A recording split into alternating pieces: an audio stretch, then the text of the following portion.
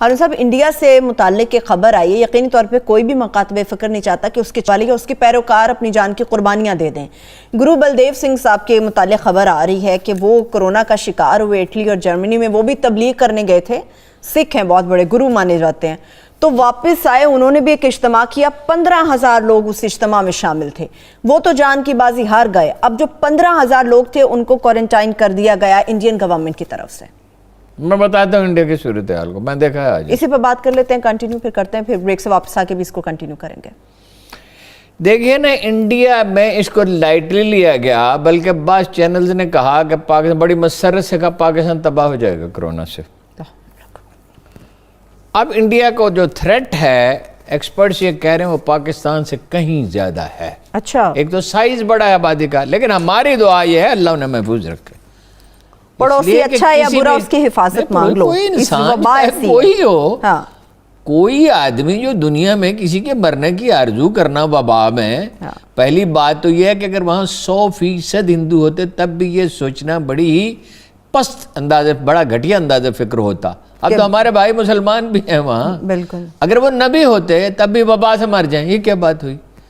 یہ نہیں، اللہ کے رسول نے کہا دین تو ہے ہی خیر خواہی۔ اب اس سے زیادہ واضح الفاظ کیا ہو سکتا ہے؟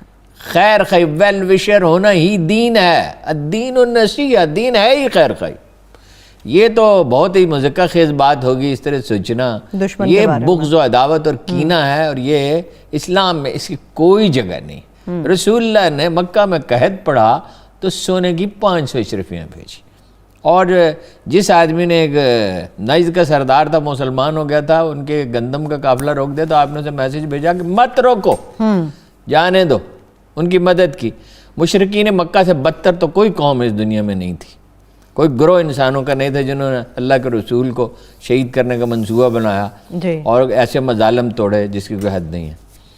لیکن انڈیا خطرے میں ہے، GHQ بند کر دیا گیا ہے،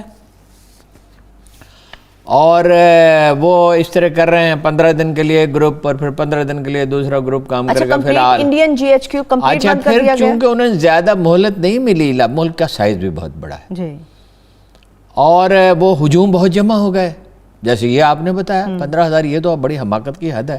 یہ مذہبی لوگ ہر کہیں ان میں بعض جگہ انتہا پسند ہوتے ہیں، سب کے سب تو نہیں۔ تاخیر کر دی نا جی انہوں نے، اب نریندر مودی صاحب نے معافی بھی مانگی ہے، جی بالکل، اور بے روزگاروں کا 50 لاکھ آدمی بے روزگار۔ بہت بڑی تعداد انڈیا کے انحصار جو ہے، ایک پہلو یہ ہے کہ ایکسپورٹس پہ ہے نا بہت، اور اب وہ تو من ہو نہیں سکتی۔ اور دوسرا انڈین جو سرمایہ دار ہے وہ بڑا خواہ شام ہے، لوگوں کو اندازہ نہیں ہے۔ یا ایک بہت ہی معروف خاندان کے خاتون کا انڈیا، اور اربپتی خاندان کی، اور وہ مان ٹھہری اور وہ واپس آئیں تو انہوں نے بتایا یہ لاہور میں بڑی انٹریکشن ہے بہت سے خاندانوں کے انڈینز کے ساتھ، گھومنا پھرنا، سیر سپاٹا، جن لوگوں کا کلچر کھانے پینے کے سوا کچھ ہے زندگی میں اور کوئی ترجیحات نہیں ہے۔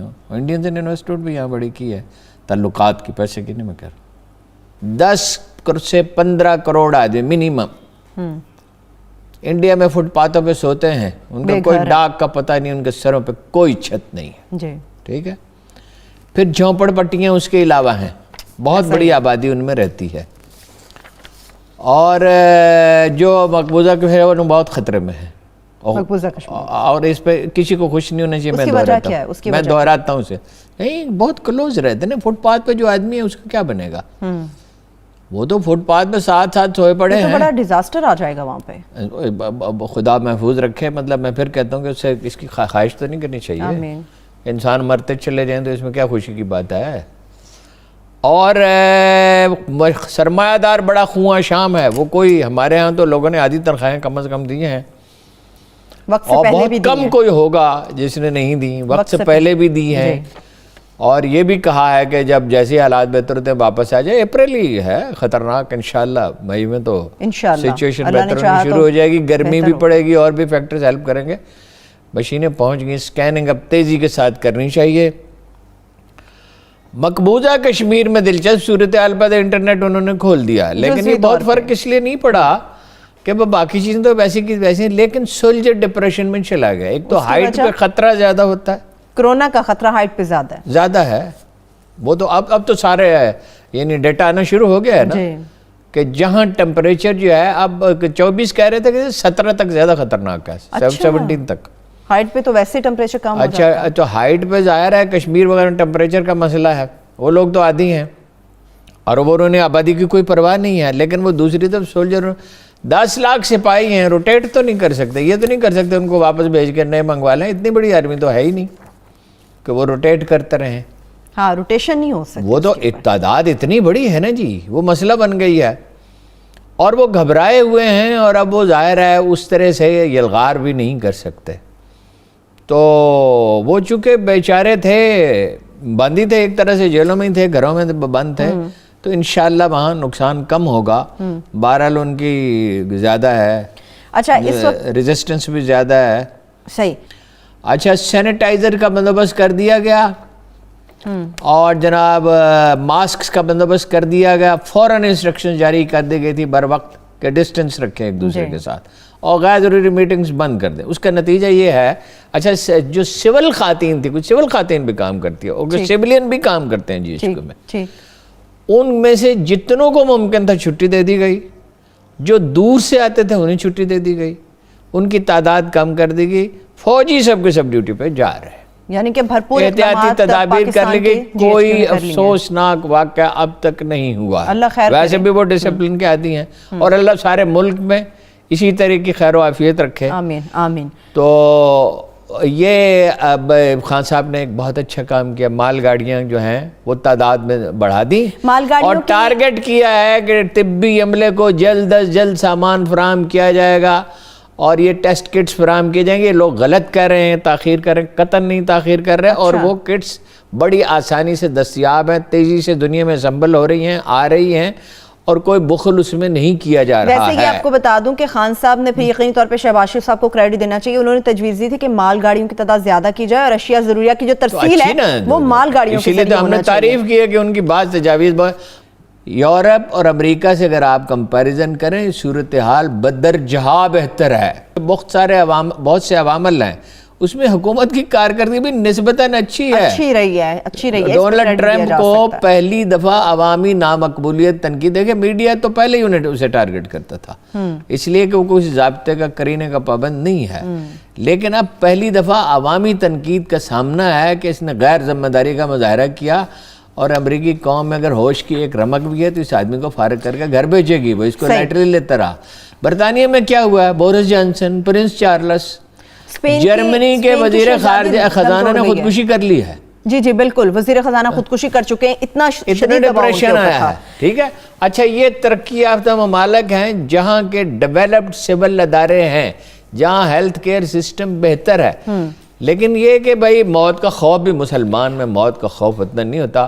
مجھے بہت رنج ہوا, میں کسی کا نام نہیں لوں گا اور میں کسی کی مذمت بھی نہیں کروں گا, کہ بعض اخبار نے بھی سنا دعا کا مذاق اڑایا.